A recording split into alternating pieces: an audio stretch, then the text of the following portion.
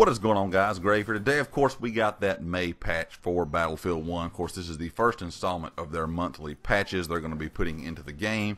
We'll get right into this. First of all, though, the patch notes are linked in the description below. And the main reason I always do that is so you guys can go ahead and read over it. Plus, I don't have to go over every single detail and bore you guys to death.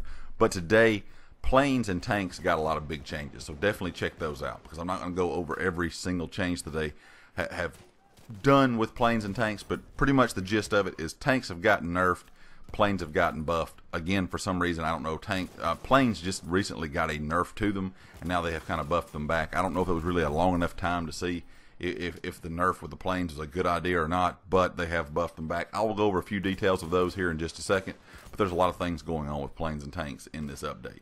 First of all, guys, of course, operations game mode has been changed. Now when an operation ends, you do not go back to the main menu. You start the next game. It will pretty much stay on that map that you just played. You and the opposite team will swap sides that you're attacking from, and it will go from there. So you're not going to have to go back to the menu every single time an operation ends. Premium Friends has been brought back until at least E-Play. I think this is going to end up being a permanent thing, or I think it should anyway, in my opinion, but it is back until E-Play.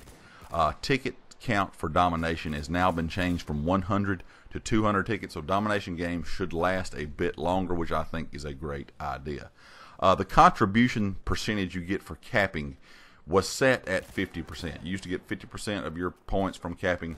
Now you're only get that 30% bonus. I'm not quite sure what the change is with this. When the game first came out, if you guys remember, if you got it from the original date, it was more based then on capturing and playing the objective, which gave you more points, and a lot of people did not like that. They wanted kills to be a bigger contribution. Well, now it seemed to kind of go back to that kill first, cap later mentality. I'm not quite sure if I like that. I'm not quite sure what DICE was thinking while doing this, but I'm sure they have a plan. We'll see how it works out. The self-repair cycle on tanks has also been changed. You used to get around 320 health when you pretty much completed one cycle of a repair on a tank. Now you only get 200. One thing they did do to kind of speed it up, though, with that little bit of a reduction, is the time that you see that it takes to fill the circle when you're repairing your tank. Used to be 8 seconds. Now that's been knocked down to 5 seconds. Field guns, stationary guns, all of the stationary kind of weapons that are on the map can now be repaired. Of course, field guns, stationary guns used to be destroyed pretty quickly. They were pretty much a non-factor in the game after they were destroyed. Now, once they get so much damage and they get knocked down to 50% health on the weapon itself, if you are running support, you do have a wrench with you.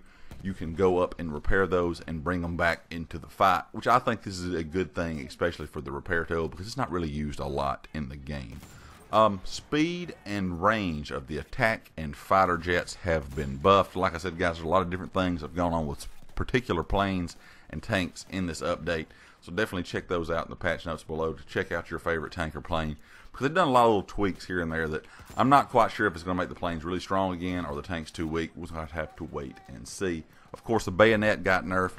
You have a less aim speed. Of course, you have louder footsteps, which I'm not quite sure how good of a nerf that is, because time you hear the footsteps, they're pretty much already right on top of you. And the turn radius has been reduced, and I think that would probably be the biggest change to the bayonets. There is an option now in the options for cam shake. Of course, you get a grenade around you, an explosion, it shakes your screen a lot. You can reduce that now in the options. Of course, there was UI fixes, bug fixes, and there's some netcode changes. They have a threshold for higher pings now in the room. The example they gave, if you were from the US, you had around 150 ping. You will have to learn to lead your target a little more, around 20 meters, to be able to get that kill, to kind of have a threshold for people to have higher pings to make it more of a fair advantage for everybody in the room. And also, they changed the wrong hit indicator on death. Sometimes you'll die and it's not quite how you died. It might show a headshot and it wasn't. That was also supposed to be fixed. Like I said, guys, check out the full patch notes down in the description below. And of course, if you like the video, hit the like. If you have not subscribed yet, please do so. And of course, guys, if you are a subscriber, make sure you click that bell icon up in the top corner of my page. And I'll catch you guys next time. Peace.